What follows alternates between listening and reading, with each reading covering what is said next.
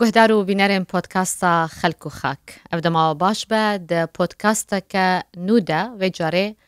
از نالین حسن لگل ماموستا محمد مسعود محمد لگل ودبن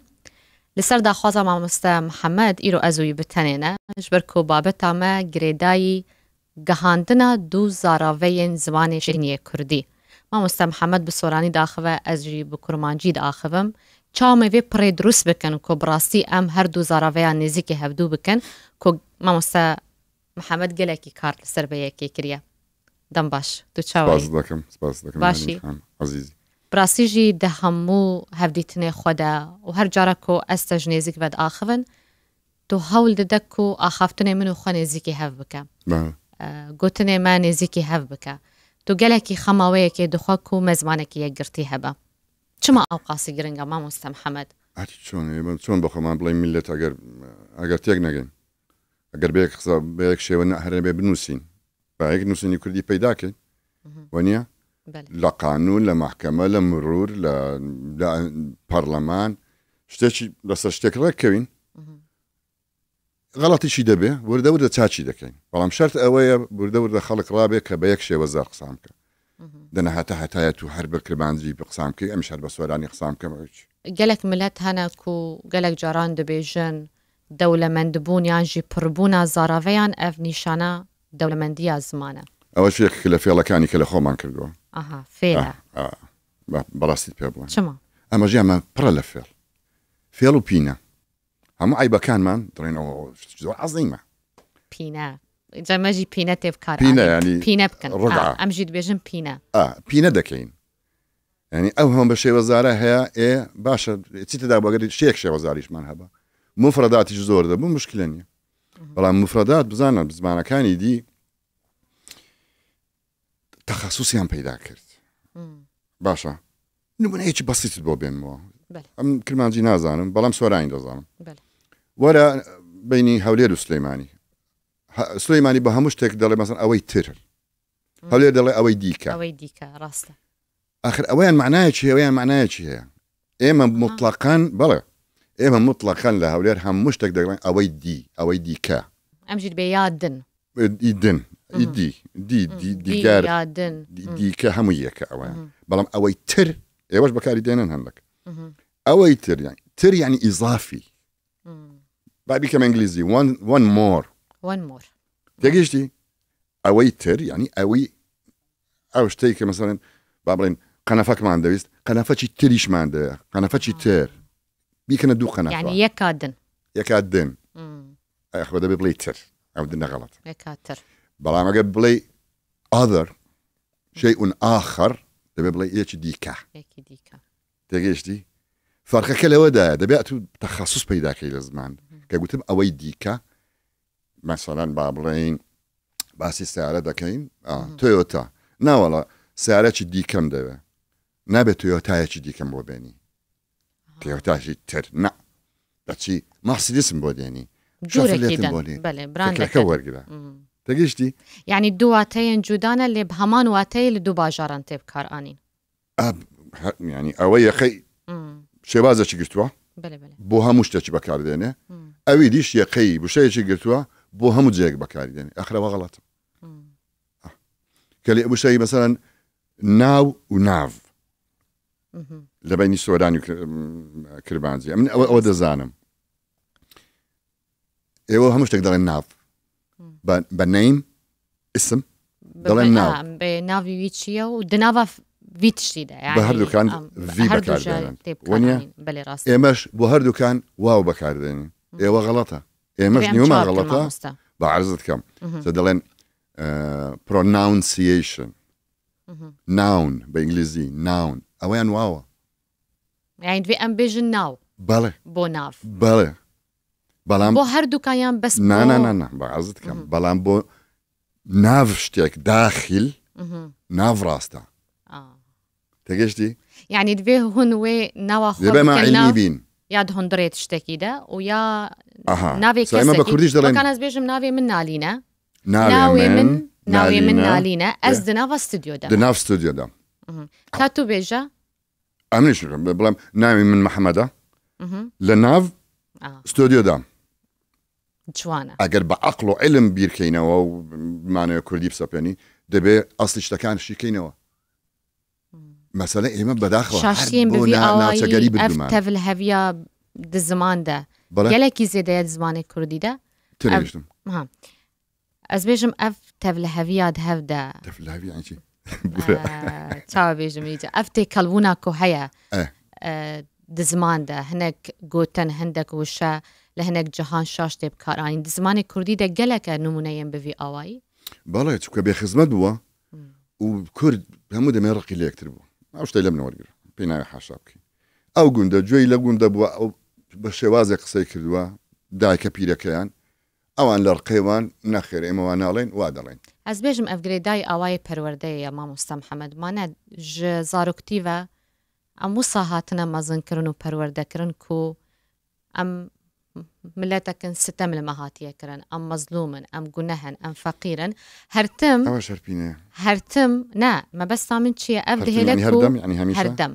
ev dihêle herdem tu hertim hizir bikî ku yê beramberî te pîlanek li dijî te heye lewma ev dûrbûn durust dibe نظري مؤامرة وهم دمي خلقك هي مؤامرة دكان دجي من ومن هل دمي مقدور هر راستمو ايوه نخوشي ده بحدث شو بداني باش واتا من جواتني دونومي جانت ورقت ونيا راسي جي قالكي جوان بون بالكيش ونيا كم جارة يعني تشتنوبو ده بخلق بير كاتوا تشاوشي اول شيء لتشوه هاتوا اريوا بيما واوا فيا از بيش نيازه كيفكم فهموا برتوكي وكيا برتوكا كون هاز دخينم يا بردستي من بله يا لعبة الأجيال برتوكا كي تشيكا يا زمان سرفان قوتنين كو تليكولين لسركرنا سوداي بو مجي هبا وبو قلق كسين وكا من هبا مانا؟ من يكم كتاب إيساش بلا من نبوته وداخوا يكم ذاك كمبيوتر مكري ودستم بيكر بنوسم يكم كتاب من وسر زمان بو ونا وقت بيبلم بالي زمان بالي باليت يعني سمعي بالي رقصي بالي زمان ايش ما تقفنا بليك يا بالكيشة بعرزكم عزيز بريارم دا يعني سطاها هشتاي حاضرة لناو كمبيوتر خوما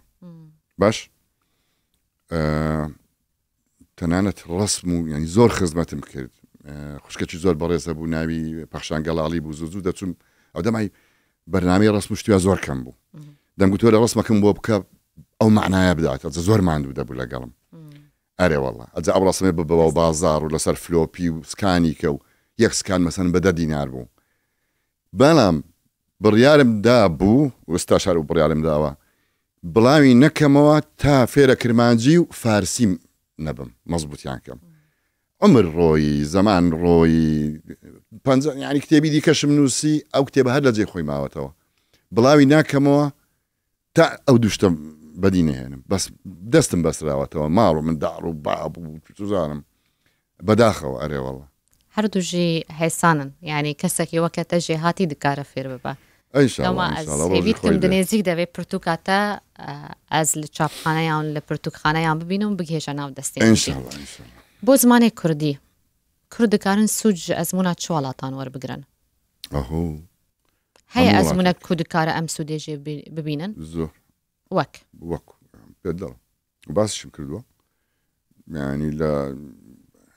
دلوقتي ام تشاوم كردو توا دام ثقافاني كرد كم بابم خوي سروچ كوري زانياري كرد بو زمانه وانا كاني كرد زور بيان خلشي سليماني بون همون دمي امن لمن دالي ولا انا ام بابتانا جياهم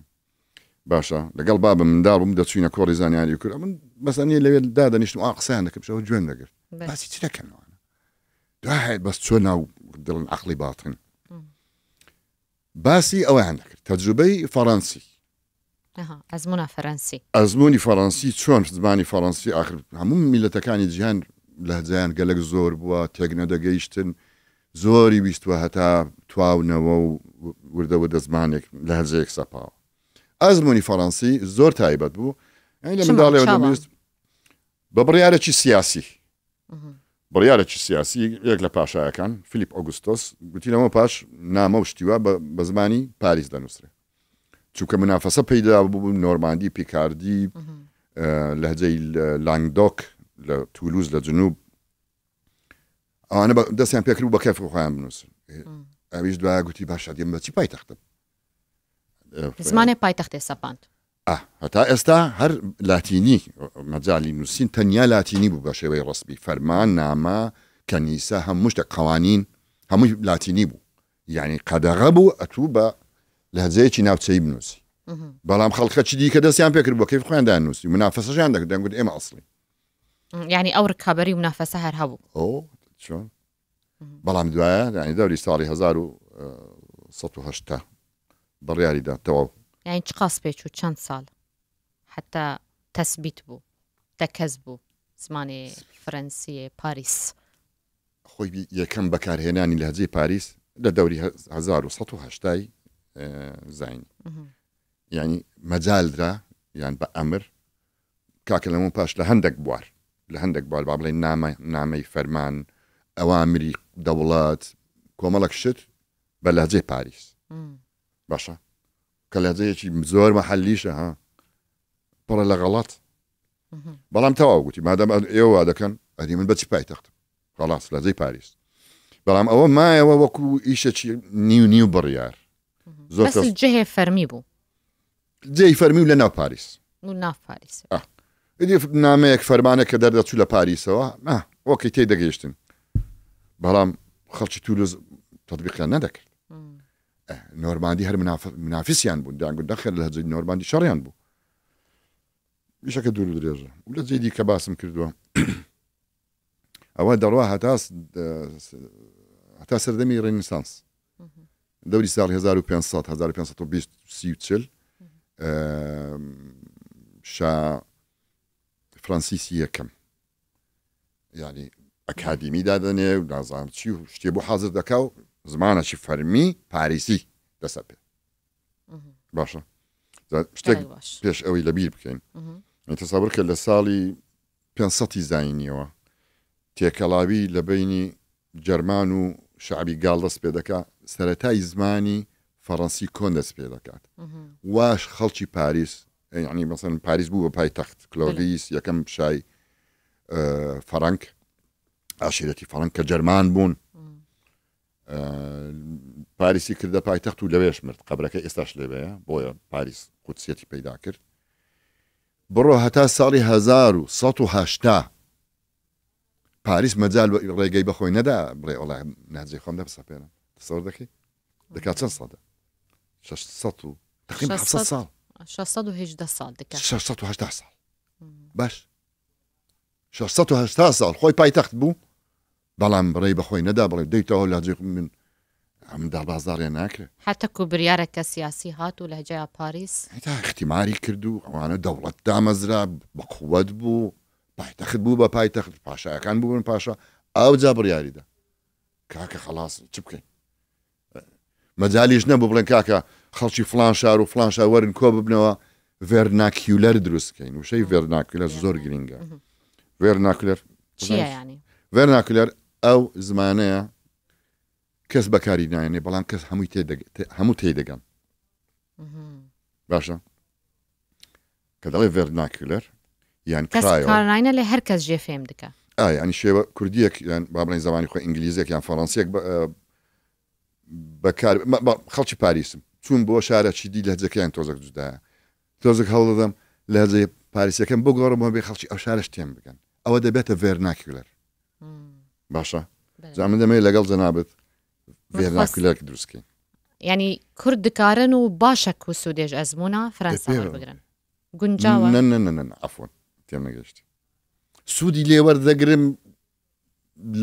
لە عەقڵیەتی یەکگرتووی بەڵام ئەزمموی فەڕەنسی ئەمڕام لێ نییە چما با ئەرزت بکەم ئەزمموی فەڕەنسی تاان لە کوردستانی عێراق گەورەترین شار و پێشکەوتنی شاری کوردستانی عێراق بێگومان سلەیمانیە یەکسەر ئەو فکرە هاتە لاو مێشتیان کەواتە ئێمەش لە هەجەی سلەیمانی دەسەپێنین ئەوە مشکلی نایەوە و هەتا ئێستا سەرکەوتن نەبوو چما سەرکەوتی نەبوو مامۆستا سەرکەوتی نییە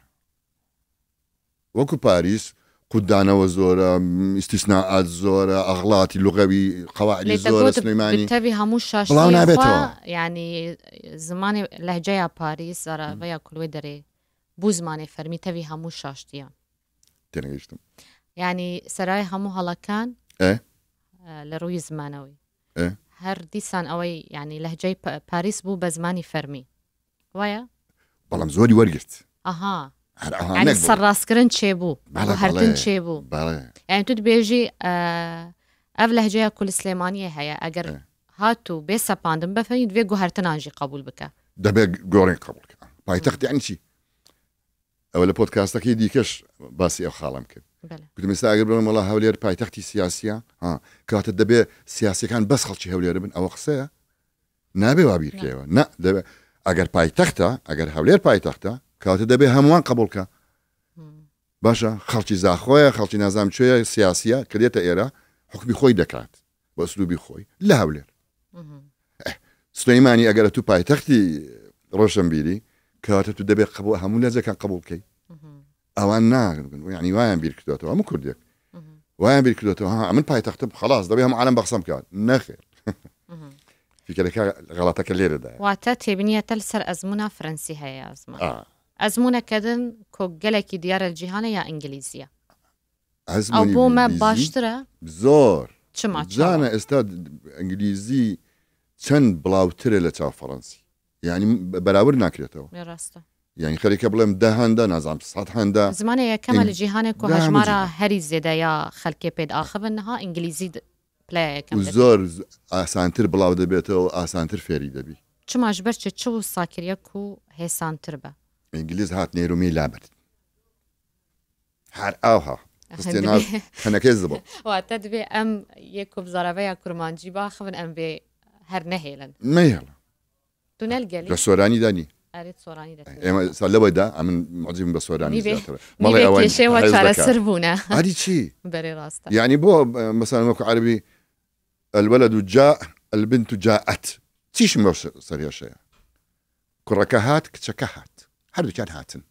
پێی دەوێت تەعقیدی بکەم پێویست ناکە بەڵام شتی دیکەتان هەیە زۆر باشتر لە ئێمە لە قەواعیدتان باشتر ڕستە گرامەر ڕێزمان بەر جابێنە سەر ئەزمموی ئینگلیزی ئەزمموی ئینگلیزی زۆر جودایە یعنی پێچەوانەی ئەزمموی فەڕەنسیە بەچی فەڕەنسی بێژەکان تازە گوتم نۆرمە خەڵکی نۆرماندی ئەوە لە ڤایکینگ بوون چون بە ئینگلتەرایان داگیر کرد ئینگلستان زۆر ئەنسۆری بوون زۆر شانازیان باوەی کە دەکرێت فەڕەنسی و فەڕەنسا هەموو شتێکە و هەموو هەست هۆشیان لە فەڕەنسا لە ڕاستیدا 200 ساڵ ئینگلیزی قەدا کرا هەموو لە هەجە سەکسۆنیەکان ئەنگلۆ سەکسۆنی وەکو چۆن لە تورکیا کوردی قەداغەکرا هەشتا ساڵێک ئەو هایان بەسەر هات پاش ویش 200 ساڵێک 150 ساڵێکی دیکە تێدا پەڕێ ئەوجا ئینگلیزی وردە وردە دەگاتە لەندەن و دەگاتە قەسر و دەگاتە مەحکەمەکان و کەنیسەکان زۆری ویست بەڵام چی لەو ماوەدا ئینگلیزی کە زمانێکی زۆر ڕاق و وشک و پەرت بوو یعنی خەڵکی ئێرە لێرە نەدەگەیشتن دەستیان پێکرد ڤۆکابیلەری مفرەداتی فەڕەنسی و لاتینی وەرگرن و ئەسواتی فەڕەنسی سوژی داگیرکەری خۆوەرگرتن ئەو دەنگە ناسک مۆسیقەیەکە لە فەڕەنسیدا هەیە ئەوان وەریان گرت تەسەوەر کە مەسەڵمانیان لێ هات ئێستا زۆر خەڵک دەپرسێت دەڵێ بۆچی لە زۆر جێ ئار لەفز ناکەن باشە فەڕەنسی پێی لەفز نەدەکات دەکەنە غ ئینگلیز بۆ ئەوەی فەڕەنسی بێژەکان ڕازی کات دەستی پێکرد دە زۆر جێ واتەر کاکە دەڵێن واتە فەڕەنسیەکان ڕازیکەن بەڵام دەینووسن ئاڕەکە ماوە سا لە ئەمریکا بەکاردێ ئەو نمونەیەکە GH مەسەڵەن 8 خۆی ئەختە ئەختی ئەڵمانی یعنی هەشت یەکشتە هەشت ئەخت 8 خیان پێ لێ نەفز نەدەکرا جیەچەکانی هەشتەوە بەڵام چۆنی لەفز نێتکردن پێیان لەفز ناکرێ خیان هەر تارێک کرد یەک جاری کەشتێکی باشیش نییە بەڵام دەی لەبەر خاتری فەڕەنسا ئێستا دەڵێن 8 ئەیتەکە خۆی دەنووسن هەبوو وەختی خۆی نایت خۆی نیختە ئەدی دەنووسن NIGHT نیختی ئەڵمانیە بەڵام دەی خوێننەوە نایت جە بۆیە خەڵک دەڵێنەوە چی ئینگلیز بۆچی ئەوها لە سپێلینگ مشکلی گەوریان لە سپێلینگ بەڵام وەکو زمان بدەینەوە سەر کاکڵی تەجروبەی ئینگلیزی چۆن زەختیان لە خۆ کرد كاكا فلان شتي فلان لهجة راستري لفلان لهجة حتى لام لندنيش أبي قبول دكين بۆ مە کیژان زارەوە باشترە دەمامە کورد مایام سوودێش دەمێ وەربگرن نی تنە تن یعنی نە کورمانجی نە سۆرانی نەزاکەکی تونەیە تنە نییە ئەوشتا دەبێ ئەم چ تۆ دەبێ ڤێرناکیولەر دروستکە ڤێرناکیولەر یعنی ئە سوودێژ میوزیکە سۆرانی دەوەربگرم دەبێ کورمانجیا و بچێکی ڕێزمانی خۆت وەکو خۆی وردە هەنێک دەنگ و یعنی تام و بچێژی سۆرانی کە نەرمترە ئەوە وەرگری شتێکی جوانت دەست دەکەێت ئێستا توانین تەجروبەیە بکەین پێم خۆش شتێکی بۆ بخوێنیەوە حەڵقەکانی ڕابردوش پێم گوتی مەسەڵەن داری فعل بە کەسرە لەفز مەکە سەوتەکی جانها ئەز جیبجی بکەم هەوڵ بدە وێ تێبینیاتە گوتی باشە من شتەکانیە بچێکی سیاسیە ئەس پێشکەشکارە نوچەین سیاسیمە لەو سیاسەتی دوور ناکە زۆر باش لەسەروان بوو یارێن و vێداویە لە بەیروتێ ڕوودانە ئەمە ئیرۆ بەحسا تەقینێن پەیجەران بکەن لە لەبنانێ جوان بویەر چاوە چێ بوو باش بابڕین هینە ئەنجامên لێکۆلینان ئەشکەرە نەبوونە خەڵاوسە هینان یان چی هینان هێشتا هێشتا باش لە هەنێک جەهانژی کورمانجی دبێژە هێژی هێژی لێمە کورتکریا بێژن هینە ئەوە منطقی قامشتیە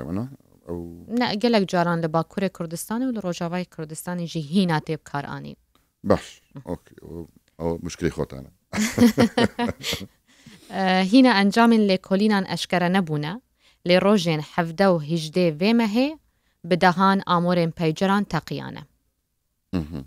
ئەنجامên vê bûyerê çi bûn di encama vê bûyerê de 17 kesan canê xweş destane û 3000 kesên din jî birîndar bûne İsraîl û Hezbollah li ser vê bûyerê çi dibêjin çi debêjin Hezbollah debêje İsraîl'e debêje yani İsraîl خۆی ئەگەر بێ سەر لەفزی ئەنگلۆ ینی کورد یعنی ئەم سودێژ بادینی وەربگرن دەبێژێت ئەو دەبەرە بەهدینان هەیە کوت زێدەتکەن دەبێژن ئەوە هەر قاعیدەیە بزانە فعلی فارسی فعلی ئینگلیزی هەمووی بەتی یان بەدی کۆتایی دێ بکە لەجێی باکوور دیاربەکری و مەتای کوردی سوورێکان دەبێژە ئەوە ئەv ڕێزمانە کورمانجیە یا زاراڤەیە دەبێژە وەکە ئەو نینە دەبێژە ئەمەکن دەبێژێت یعنی هەموو زمانزان لەسەر وێ بادنی دەڵێن خەڵکی دوهۆکان دەبێژی تن ئەو نونەش زیادە لە هەولێر دەڵێن دەکاتن نونەکە زیادە بابە نە یان تی و نونی بۆ زیاد دەکەن یان هەر لەوی دەکەن فڕێ دەدەن دەبێژێت ئەوەش جاکانها ئەف تێکستان من خوێندی ئەم چ ئەم چاوەی سۆرمانجیە دروست بکەن یەکەم مەسەڵەن دا نەڵێ دبێژە دەبێژێت ئەوە دەبێت قاعدە ئەگەر ئەز وسا بێژم ئەز بێژم وێ هەم سۆرانیژم فێم بکەن هەم کورمانجی چۆن تێنەگەشتم ئەگەر ئەز وسا بێ تێبینیاتە بەرچاو وەربگرم و ئەس بێژم ئیسرائیل دەبێژێت هەم کورمانجی هەم سۆرانی وێژمە فێم بکەن تێدەگەن یان نا ئەم تاکی دەبار کابرایەکی بێنە لە ئەو لای دیار بکرد سەقافیش نەبێ بڵێ کە فلان کەس دەبێژێت کە ئەو شتە ئەو شتە وایە تێدەگا وێ خەڵکێ نمونە ڕانیا و کۆیاژمە فێم بکەن تیادی یەکسەر تێدەگەن هەموو سنەوە هەموو کرماشان و هەموو کائینەت تێدەگا ئەوەیە ڤێرناکولەر گوت ئەو شتە دەبێت هەموو تێدەگەن ئەو فلان کەس دەبێژێت هەموو کەس تێدەگا بەس کە بڵێ دبێژە پێرانەگەم گوێم لێ بێ تا تێدەگەم دەبێژە چونکەمە زیاتر بە فعلی ئەمر دەڵێن بڕۆ ئەشتا بچە یعنی دەبێژێت دەکات دەخوات دەڕوات ئەوە قاعیدێ ئەوە دەبێ بسەپێ کەس مناقەشەی ئەوە نەکات ئەوە ئەساسی کوردیە بڕۆ زمانی ئینگلیزی he talked he went بفارسي هموي بدال كوتايد ولا بتاراني دي كنا بهالحالة وشتشي زور مبدئي وشيء تان هيك دلنا وشتا تشيبو من قلت بوير چاوا تشيبو يعني روداوكا چون رويدا بلا چوا بو بوير چاوا بو تواو او چيبو لتشوت هنا وبس بزان چيبو زاينتي لتشي هاتوا چيبو جمع دالية تندرسي دج ديب كارانين ببورا ما مستا يعني چاك بو يعني اوشتا چاك بو ورده اصلا لبير كردوا هر ايوانين مش كردي شتي اصلي لبير ذاك شتي محلي دسا بينه اري اوشتا چيبو يعني چاك بو دسن زانن سقط بو چاك مانكير بس اتبليك كدت اوشتا بو خلاص هم كائنات يدقا يعني متكارن بيجن بوير شاوا رودا اوكي بلام چيبو چيكرد اوا چيبو يعني تتشتك عني بيرام براستي دماكو ديامو خارن چيت كر مدگو خارن چيبو خارن چيت كر دكرد مدگو خارن چيبو اوتوموبيلك تك چوبا مدگو اوتوموبيل چيبو يعني هرتش چيبو ما بكارتاني لفرجي چيبو اواش يعني بيتنا خوش نمي غلط چي گوري غلط شائع خلط شيك هاب جيان لورا هاتوا دنا معناه كي مناسب نية قلت بچيبو تانيا لبو اوايش تيك چوبو بيشتر او تلفزيون تيك چوبو چاك بو واستعمل هنا دي اسبانو ودرنا في سونازايم تي چاك بو چيبو اوكي بس هرش تقرب بدات بلا ارا اشتا چيبو زور جابي سوما دلان شار چيبو هاي شار چيبو بلا شربو شر رويدا ونيا تبنيا ما مستر محمد جي خديا شر رودا شربو شر دركات شر چيبو چيبون وشر دتشتين قالك دوري دريكن جودانا مانا قالك سباس ما مستر قفتو قويك او تشتور ذكاريانا قال لي بروين ان شاء الله ورده نا اخني دي كاش دبينينوا لكوتاي حلقه كان ان شاء الله دتكبا يكم كردي فيرناكولر يكم سرماجي ان شاء الله دستي تصاغبي ممنون قفتو قويك قالك خوشبو من سوجي ورقرت هيفيتكم كو بينرو قهداري بودكاست جي سوجي ورقرت حتى بودكاست قدنت ناوا خير وخوش يدمي